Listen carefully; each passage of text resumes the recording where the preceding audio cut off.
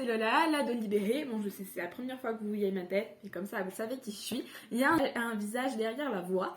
Alors, on se retrouve aujourd'hui pour un format un peu spécial. D'habitude, c'est des suivis journaliers, mais maintenant, je vais plus trop faire ça sur la chaîne, parce que la route du Rhum, c'est terminé. On fera pour d'autres courses.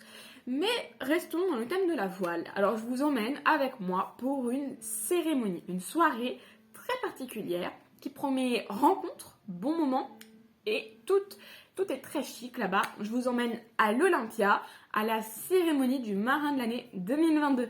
Vous êtes prêts? Let's go! Embarquement immédiat pour l'Olympia. Retour dans le temps, vendredi 2 décembre 2022, 19h environ, on arrive avec ma mère aux alentours de l'Olympia. Et je vous laisse regarder comment ce bâtiment est magnifique.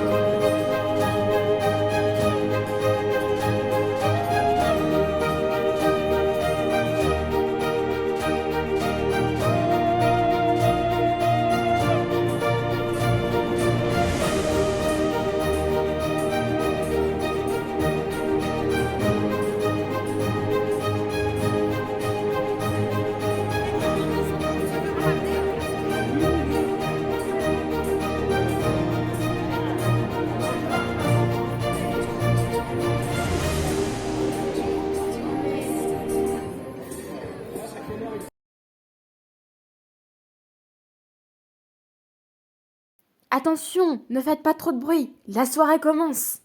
C'est assez marrant parce que finalement on parle beaucoup du record, alors que moi je m'en foutais un peu. T'avais dit un second de finir devant François. Non, c'est ce qui a donné, c'est ce qui fait la victoire encore plus belle, c'est de se battre avec François et c'était vraiment sympa. On a vraiment poussé les bateaux forts et donc ça reste des bons souvenirs. Voilà. Quand on a gagné la Volvo Ocean Race, quand on a gagné la Transat Jacques Vabre plusieurs fois, la Volvo aussi plusieurs fois, la Solitaire du Figaro, ça tient quelle place dans un palmarès, dans une carrière de marin, de remporter la Route du Rhum? C'est énorme, en tout cas c'est la plus médiatique. Maintenant c'est pas forcément moi ce qui m'intéresse. Moi c'est difficile de dire quelle est la plus belle victoire. Il y a eu tellement d'émotions sur la Volvo Ocean Race, ça a été tellement dur d'aller la chercher. Cette Route du Rhum, c'était un bonheur parce que j'ai jamais été dans de si bonnes conditions. C'est une victoire d'équipe, je tiens à le préciser, parce que j'ai fait beaucoup de monotypes, et là c'est vraiment l'équipage ou les marins en solitaire qui fait la différence. Ça aide d'avoir le meilleur bateau, et je pense que je remercie mon équipe, parce que je crois que le Maxime Monrotier, c'est quand même une fusée, et on a tout gagné avec depuis 3 ans, donc voilà, ça prouve bien que ça aide. Et donc voilà, mais moi je garde quand même, pour moi, la consécration. J'en ai aimé faire de la voile olympique, j'en ai pas fait beaucoup. J'aurais aimé faire de la planche à voile. J'ai d'ailleurs démarré par la planche à voile, mais j'ai vite arrêté parce que je me suis dit, de toute façon, j'aurais jamais un titre de champion du monde parce qu'il y a Antoine qui a le même âge que moi. Donc c'est foutu. Donc je me suis mis à la course au large assez tard, et pour moi, mon Graal, c'était d'aller chercher la victoire sur la Solitaire du Figaro. Donc je voudrais féliciter Tom, parce que ce qu'il a fait, la Solitaire du Figaro, c'est une course unique au monde. Il y a 50 bateaux, 40 bateaux sur la ligne de départ, tout le monde a le même bateau, on est à égalité. Je trouve, Johan, je pense que le confirmera, c'est la plus dure à gagner. Et ce qu'il a fait cette année, c'était extraordinaire. Donc il n'est pas nommé dans les potentiels marins de l'année, mais je pense que c'est une énorme performance. Bravo à toi.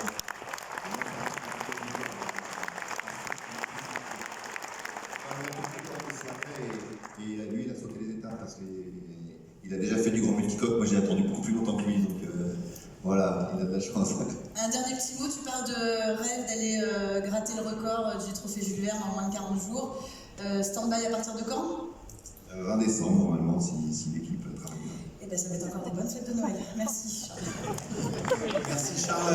À vos côtés, Erwan Leroux, skipper du bateau Coesio, qui lui a remporté la victoire dans la classe Ocean 50 avec 18 minutes d'avance, 13 secondes sur Quentin Vlaminck, ce qui vous fait rentrer Erwan dans la catégorie des marins qui ont remporté 2 fois dans la même catégorie la Route du Rhum. Vous êtes 4 à l'avoir fait. Vous vous retrouvez aux côtés de Laurent Bognon, Roland Jourdain, Francky Vescoffier, qui lui en a 3 déjà, hein, donc il va falloir continuer un petit peu.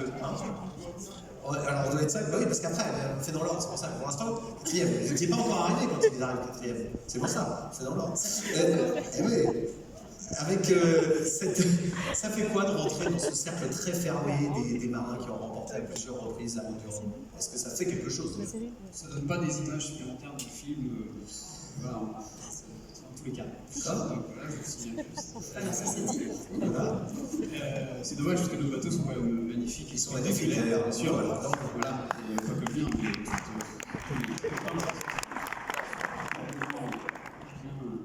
construit et très joli. Donc tu disais, oui, De rentrer dans cette catégorie. écoute, c'est un grand honneur, voilà, c'est ce qu'on vient chercher quand on est compétiteur, c'est gagner des grandes courses. Donc voilà, j'ai la chance de pouvoir gagner une 2e fois, avec sûrement un plus gros niveau qu'en 2014. Donc voilà, ça me tenait à cœur effectivement de gagner cette course. Mais bon, si la course elle a été belle, c'est aussi parce qu'il y a eu des gros compétiteurs sur cette course, et je crois qu'il faut féliciter surtout tous mes petits concurrents et mes petits camarades de jeu, parce qu'on s'est livré une belle bataille navale et c'était super sympa de l'intérieur. En tous les cas, on a vécu un truc juste incroyable, et je pense qu'on a écrit une petite histoire de la course au large des Ocean 50. Et elle était à l'arrivée, et il y a quelque chose qui l'avait marqué à votre avis. C'est ta sérénité. C'était complètement dingue. Quand tu es arrivé, tu étais tellement serein, avec cette espèce de certitude d'aller gagner avant de franchir cette ligne, avec pourtant un Quentin Vlaminck qui était vraiment devant pendant un bout de temps. Bah ouais, je crois qu'on en a parlé déjà, mais je crois que l'état de grâce ou l'état de flow qu'on appelle en prépa mentale, je pense que elle arrive chez des gens, elle arrive chez des athlètes, et je crois que ça m'est arrivé. Je crois qu'on a mis en place avec toute mon équipe et toutes les équipes qui m'accompagnent, mon coach, préparateur physique. En plus, notre préparateur mental, il fait un doublé parce qu'il suit Charles aussi. Donc, Il est fort. donc bravo à Gilles aussi. Mais voilà, je pense que c'est tout ce qu'on met en place en amont pour tous les aspects de la performance doivent être travaillés, et il y en a beaucoup. Et quand on travaille tous ces aspects-là, et ça peut donner ça. Et je souhaite à tous les jeunes qui sont là, tous les athlètes qui sont là, de le vivre, parce que c'est juste effectivement incroyable. Mais en tous les cas, il faut aller le chercher parce que c'est quelque chose d'extraordinaire. Merci Erwan. On va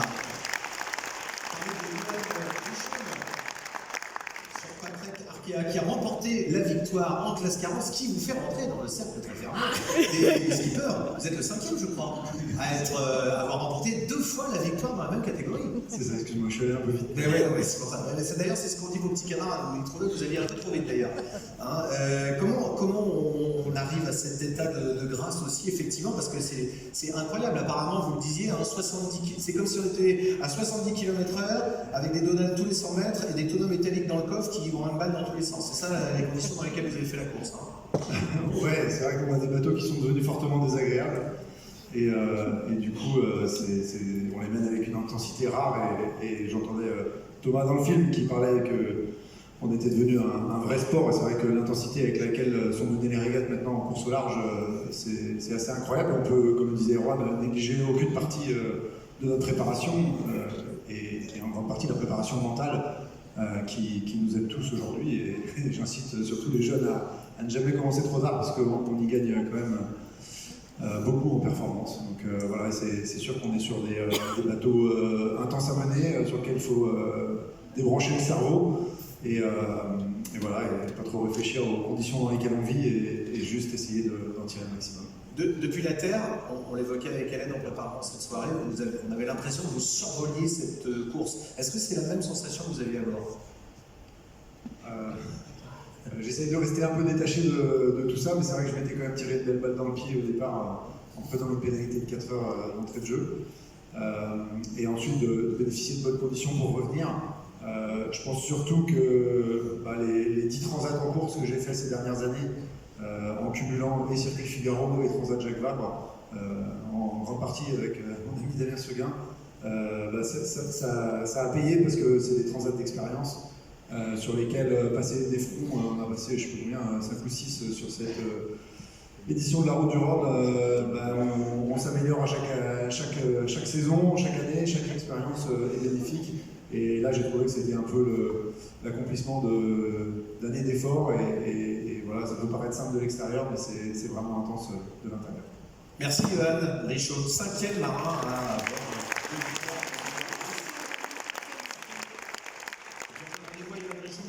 l'année prochaine, parce que l'année dernière vous étiez venu pour le Ocean Race, vous avez parlé de l'IMOCA pour 2024, puis entre-temps vous faites de la classe 40, donc peut-être en 2023 il y aura encore une chose.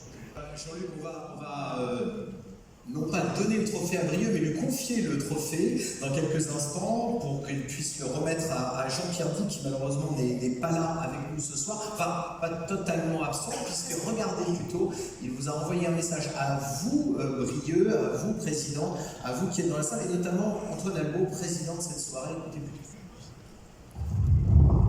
Bonsoir à tous, bonsoir à Brieuc, bonsoir à Antoine. Je suis très heureux d'être avec vous ce soir. Un grand merci pour le prix de la solidarité qui vient de m'être remis. Merci Brieuc de l'avoir réceptionné pour moi.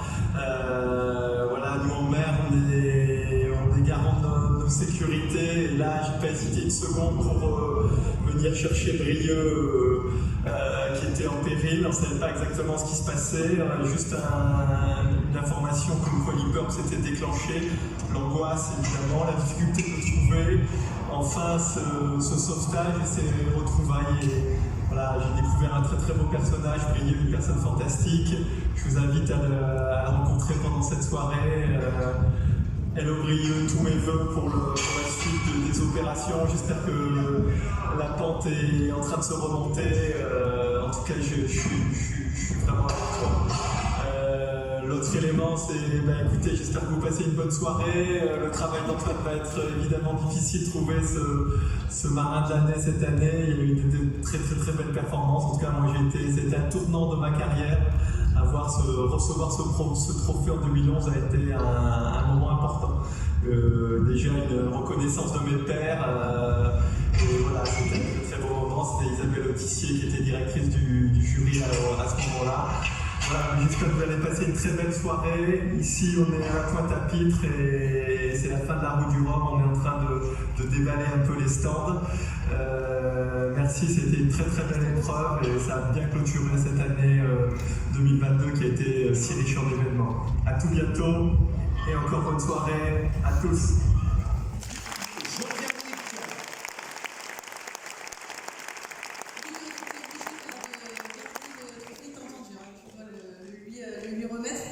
Je me souviens qu'on avait eu Jean-Pierre en vacation après qu'il t'a laissé, une fois après t'avoir secouru. Il était encore très ému des jours passés, que vous aviez passés tous les deux. Ça a été quoi cette rencontre-là? C'était déjà, ça commençait par la récupération, qui a quand même été un moment un peu épique, parce que Jean-Pierre est payé pour le savoir. Faire une culbute en multicoque, c'est pas un truc qui laisse indifférent. En plus, je m'étais un peu blessé dans l'opération. Donc déjà, remonter sur son bateau, ça avait été une sacrée aventure. Et puis après, c'est compliqué de se retrouver sur un bateau avec un marin qui court en solitaire. Donc c'est hyper frustrant parce que moi j'étais un peu dans le deuil de mon projet de ce magnifique bateau. Mais en plus, je ne pouvais pas l'aider. Donc je dois quand même confesser, j'espère qu'il ne sera pas pénalisé, que j'ai fait la cuisine pour lui. Et voilà. Brieux, un petit mot justement sur ce bateau qui justement évoque aussi un peu qui est votre outil de travail. Est-ce que vous avez une chance de le récupérer? Comment ça se passe la récupération du bateau? Ouais, c'est très compliqué parce que le Leopard m'a émis que pendant 3 jours, j'avais une valise de tracking mais qui malheureusement n'a pas fonctionné. Et du coup le bateau est à la dérive. J'ai une cellule de copains qui bossent avec moi là, pour essayer de le pister. On a eu grâce à Airbus une photo satellite il y a quelques jours donc, qui nous a permis de le repositionner. Mais là maintenant il y a des vents d'est donc le bateau est en train de repartir au large. Mais on sait qu'il flotte plutôt bien en l'air, donc j'ai quand même un peu d'espoir de le retrouver.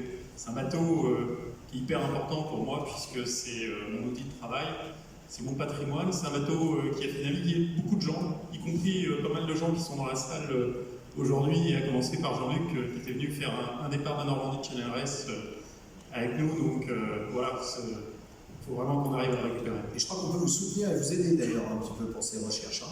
Ouais, tout à fait. On a fait grâce à mon partenaire, la Chambre des métiers de l'artisanat d'Île-de-France, on a fait une cagnotte litchi qui marche bien, puisqu'aller chercher un bateau au large, ça coûte très cher. Et malheureusement, le bateau n'est pas assuré, donc il faut qu'on lève des fonds pour réussir à aller le chercher. On rappelle qu'on salue bien évidemment Jean-Pierre Dick par ce trophée, mais on peut saluer aussi et vous remercier parce que vous aussi vous êtes détourné lors de la Dream Cup pour aller aider Loïc Escoffier. Et juste avant votre mésaventure, vous étiez aux côtés d'Amélie Grassi lorsqu'elle a dématé. On peut aussi vous applaudir et vous remercier. Jean-Pierre Dick, trophée de la solidarité. Merci messieurs, je vais vous laisser vous avancer un tout petit peu jusqu'au tréquier là pour la photo, parce que Jean-Marie Liotte. Bon allez, c'est bien chouette tout ça, mais nous on voudrait bien savoir qui c'est qui a gagné. Qu'est-ce qu'on fait, on y va ou pas? Allez, on y va, on le dit. Qui est donc le marin de l'année 2022, Antoine Albon, président de ce jury? Le marin de l'année 2022, c'est Jean-Baptiste Bernal.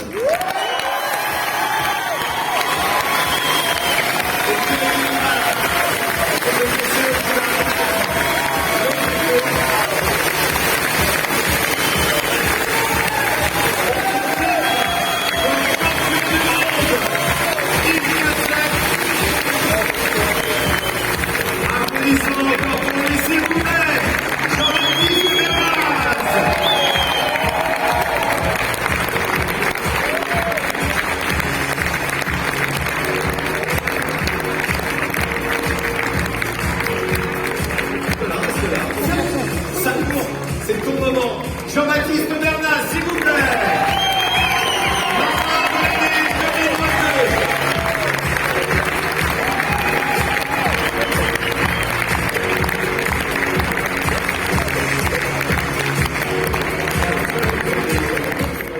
C'est un prix qui est important pour moi parce que c'est un prix qui me rappelle cette belle année. C'est une année qui a été très très spéciale pour moi parce que je suis champion du monde.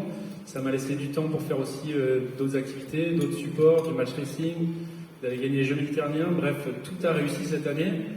Mais je suis pas dupe. Déjà c'est une première étape parce que l'objectif final ça reste les Jeux Olympiques en classe olympique. Donc je rêve des Jeux Olympiques. Donc c'était une vraie étape pour moi que d'être champion du monde.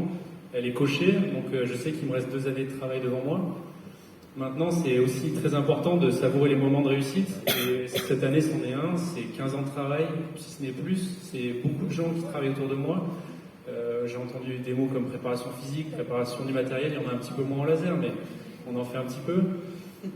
Beaucoup de préparation physique, c'est des heures de sueur. Et quand je vois les grands champions qui sont sur scène et ceux qui sont aussi dans le public, ça me touche d'être élu marin de l'année cette année. Aux côtés de ces grands champions et de cet univers voile au sens large. Mesdames et messieurs, marin de l'année 2022, Jean-Baptiste Bernal. Mais s'il y a quelque chose que j'apprécie plus que tout sur ce type de soirée, c'est l'accessibilité des personnes et les magnifiques rencontres que l'on fait. Ici par exemple, Jean-Baptiste Bernal, le marin de l'année 2022. Vous l'avez déjà vu à plusieurs reprises dans les vidéos sur le site La Route du Rhum. C'est Erwan Leroux, le vainqueur dans la catégorie Ocean 50 avec Cohesio. Il est trop sympa. Ici, c'est Brieux-Maisonneuve avec le trophée de la solidarité de Jean-Pierre Dick. Comme il nous l'a expliqué dans son témoignage lors de la soirée, je vous l'ai mis un peu plus tôt dans la vidéo, vous pouvez aller le revisionner. Ils expliquent vraiment tout en détail. Alors, il a chaviré, il s'est fait sauver par Jean-Pierre Dick. Maintenant, Brieux, il a lancé une cagnotte litchi, comme il l'explique, pour retrouver son bateau, parce que ça coûte un peu cher de chercher un bateau dans l'Atlantique. Je vous mets le lien dans la barre d'infos, le lien de sa cagnotte, si jamais vous voulez l'aider. Il est vraiment très sympathique, vraiment, je l'adore. La rencontre aussi d'Yves Le Blévêque, un homme incroyable qui a fait la route du Rhum cette année avec son ultime actual. Ce qui était très marrant et que je pensais vraiment pas, c'est qu'en fait Yves suit ma famille sur les réseaux sociaux, parce qu'en fait je vous l'ai peut-être pas dit, mais avec ma famille on prépare un tour du monde, on va voyager en famille du coup. Génial là, tu donnes des informations très utiles. Donc en fait avec ma famille on va voyager autour du monde et donc on a des comptes sur les réseaux sociaux, une chaîne YouTube aussi, ça s'appelle Happy Family. Et en fait Yves nous suit, donc je ne le savais pas du tout, mais quand je me suis présentée à lui, il m'a dit « Ah mais oui, mais tu es la jeune de Happy Family ?» J'ai fait « Ah oui, c'est moi !» Enfin bref. Donc c'était une sacrée coïncidence et un très bon souvenir et une belle anecdote à raconter. La très belle rencontre de Johan Richomme, le gagnant de la Route du Rhum 2022. Il avait déjà gagné en 2018 en classe 40 avec Paprec Arkea. Je peux vous dire qu'il est super drôle et super gentil. D'ailleurs, comme vous pouvez le soupçonner avec ces images, bientôt une petite surprise sur la chaîne. Puis, sans que je comprenne vraiment ce qu'il se soit passé à ce moment-là, je me suis trouvée prise dans une discussion avec Johan Richomme et Damien Seguin. Je peux vous dire que là, j'étais très fière et en même temps, je me demandais, mais qu'est-ce qui se passe? L'occasion pour moi de parler avec Damien Seguin. Damien, il a fait la route du Rhum, lui aussi, malheureusement. Il a dématé au niveau des Açores. Je fais style là, mais en vrai, c'est une personne que j'apprécie énormément, donc j'étais vraiment très contente de le croiser ici. Je pensais vraiment pas, et la jolie rencontre, vraiment inattendue cette soirée-là. Bon, là, j'ai l'air très sérieuse, mais il y a de quoi. À côté de moi, Damien Seguin est en pleine discussion avec le président de la Fédération française de voile, Jean-Luc Denéchaud. Comme on dit, le meilleur pour la fin, ne vous vexez pas, les autres, je vous adore aussi. Mais c'est pourtant ma première rencontre de la soirée, c'est Charles Caudrelier, le grand vainqueur de cette 12e Route du Rhum. Sincèrement, c'était la première rencontre, vraiment, il est vraiment top, il est accessible, il est ouvert. En plus, il me connaissait déjà parce que je l'avais appelé dans la journée. Donc c'était vraiment un super moment, vraiment un très bon souvenir. Mais le meilleur, c'était quand même la nourriture qui se baladait un petit peu dans la salle après la cérémonie. En vrai, je dis ça, mais j'étais tellement occupée à rencontrer des gens, à aller de skipper en skipper, enfin voilà, que en fait, j'ai rien mangé du tout. Enfin bref, une magnifique soirée qui n'est pas tout à fait terminée parce qu'il faut que je vous raconte quelque chose d'incroyable. Après plusieurs discussions avec plusieurs skippers, beaucoup m'ont dit mais viens demain au salon nautique à Paris, on se voit, on parle un petit peu plus, on prendra plus le temps. Et là je fais ah ouais, génial, c'est quoi? Je ne savais même pas que ce salon existait en fait. Alors c'est eux qui m'ont informé. En particulier, je pense à Erwan Louhout qui m'avait donné rendez-vous le lendemain. Et moi, je faisais là, ouais, génial, j'y serai. C'est où? C'est quoi? C'est payant? J'en savais rien du tout. Et alors, je suis tombée sur une dame qui est très très gentille. C'est la maman de Pauline Courtois et de Jeanne et Julia Courtois. Alors, Pauline, elle était nominée avec son équipage pour être marraine de l'année. Elle était déjà une dernière. Et Jeanne et Julia, elles font aussi de la voile. En fait, elles ont fait, donc c'est des jumelles, elles ont fait la Transat Jacques Vabre l'année dernière. Donc je les avais rencontrées, donc je les connais bien en fait, Jeanne et Julia. Et en fait, on était assises avec elles tout au long de la soirée.